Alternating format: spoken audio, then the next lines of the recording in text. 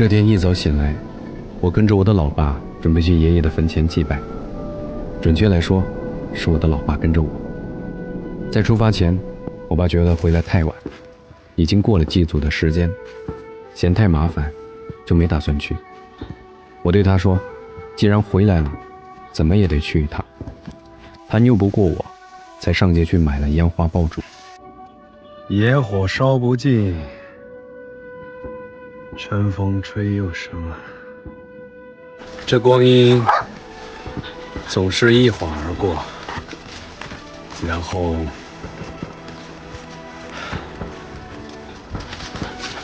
这里的一切都在变化，但是呢，我们年轻人要朝着前走。通往老辈的坟墓，杂草丛生，满是荆棘。一条狭窄的小路，幽静且凄凉。在我的记忆里，这条土路清晰绵长，走的人也多，好像那时候没有人会离开这片故土。许多年后，四处都荒了，如果没有父辈他们来除草开路，很多年轻人都快记不得老人的坟墓在哪。路旁偶尔会看到没有墓碑的坟，没有人记得他是谁，他的后人在哪儿。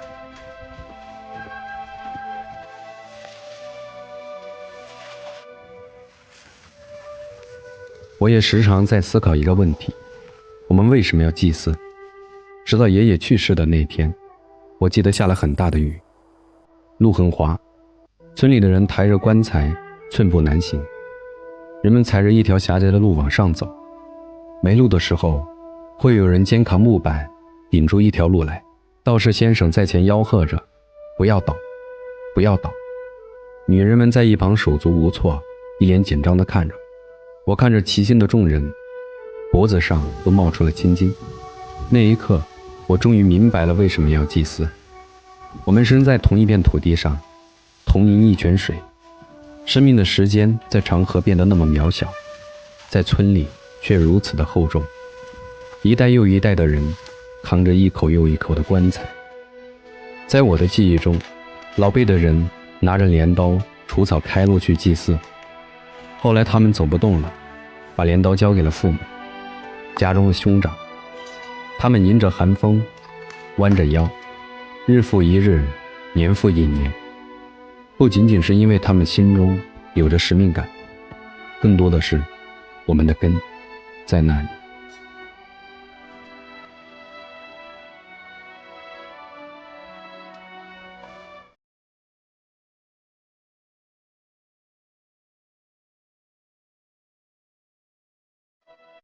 其实在我的心中，父母是缺少这样的使命感。不过后来我也明白了，对于我的父母，家乡对他们来说没有很强的归属感。从我生下来，他们就背井离乡外出打工。从我记事起，他们的感情不太和睦。后来我进城读书，在出租屋度过了7年的青春时光。伴随着他们的争吵声，我离开了这个家，去到了我向往的大学生活。在这些年的时光中，我用很简短的话概括了过去的事儿。因为他们漂泊的状态，家乡没了归属感。对于父母祭祖的认知，其实我也很能理解，好像这也是当下很多城市边缘人物的现状。我们从村里走向大城市，这一切就在你离开故土的那一刻发生了改变。正所谓，城市容不下肉身，故乡装不下灵魂。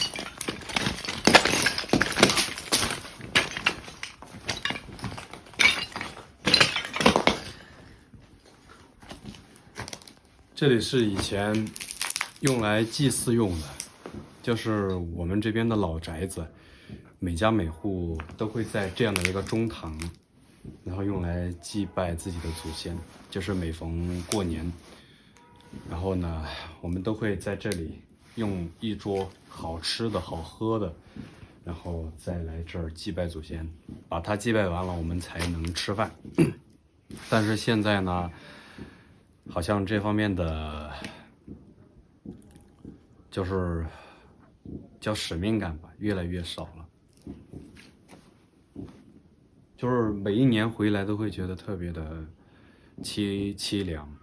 让我们去上坟也好，去拜年也好，小时候是成群结队的，然后大家都心中很快乐很幸福。现在长大了，我们反而却没有感到那种幸福感了。其实我觉得就是我们心中缺少了那种使命感，还有仪式感，这东西得我们年轻人自己去带头，带领自己家族里面的成员去做这样的一件事儿，为自己的祖先去扫坟祭拜，然后上香，然后做一桌饭，然后聚在一起吃。这得我们自己带头去做这样的一件事儿，不然年味儿在你心中会越来越淡。